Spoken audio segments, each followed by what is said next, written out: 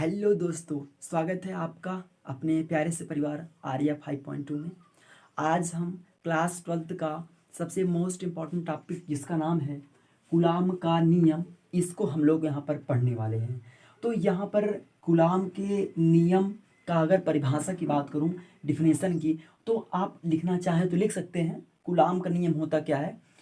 Coulomb का नियम ये होता है कि दो भिन्न बिंदुओं पर स्थित दो आवेश, उनके बीच लगने वाला आकर्षण तथा प्रतिकर्षण बल, इन दोनों आवेशों के गुणनफल के अनुक्रमानुपाती तथा इनके बीच की दूरी के वर्ग के व्युत्क्रमानुपाती होता है। ये हमारा कूलाम का नियम कहता है। तो इस नियम के अनुसार हम लोग चलेंगे। तो यहाँ पर हमने मान लिया है कि एक बिंदु पर हमारा Q1 आवेश है, दूसरे बिंदु पर हमारा Q2 आवेश है। इनके बीच की दूरी हमारा स्मॉल r है। तो यहाँ पर लिखेंगे कूलाम के नियम के अनुसार। तो कूलाम के नियमानुसार, तो देखिए कूलाम के नियमानुसार कूलाम ने क्या कहा था? तो कूलाम ने कहा कि इनके बीच का जो लगने वाला बल है, बल को हम F से डिनोट करेंगे। F इन दोनों के गुणनफल, इन दोनों आवेशों का जो ये परिमाण है, इनके गुणनफल के अनुक्रमानुपाती, means F proportional Q1 into Q2। इसको हम सपोज करते हैं क्वेश्चन नंबर 1। ओके। दूसरा इन्होंने कहा कि इनके बीच जो लगने वाला बल है F, यह इनके बीच की दूरी के वर्ग के व्युत्क्रमानुपाती होता है। तो व्युत्क्रमानुपाती को कैसे हम दर्शाते हैं? 1/, इसके बीच दूरी आ रहा है तो इसका स्क्वायर कर देते हैं। ये हो गया हमारा क्वेश्चन नंबर 2। अब हम क्या करेंगे? अब हम भैया समीकरण नंबर 1 व 2 से देखेंगे। समीकरण नंबर 1 व 2 को एक दूसरे में मर्ज कर देंगे, मिला देंगे। तो यहाँ पर चलिए मिला देते हैं। यहाँ पर F देखो, एक दोनों साइड एक F है तो हमने F लिख दिया। अब प्रोपोर्शनल साइन है, लगा दिया। उसके बाद यहाँ पर Q1 Q2 अब बटे r² है, तो वही लिखने जा रहा हूँ, एक दूसरे को आपस में कंबाइन करके। तो यहाँ पर लिख देंगे Q1 इंटू Q2 और बाई r²।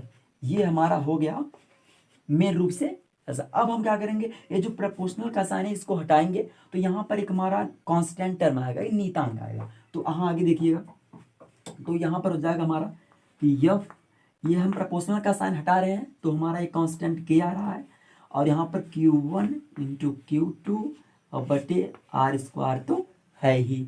अब यहाँ पर आप लोग सोच रहे होंगे कि ये K क्या है, तो यहाँ पर लिख देंगे K जो है भैया अनुक्रमानुपाती नीतांक है।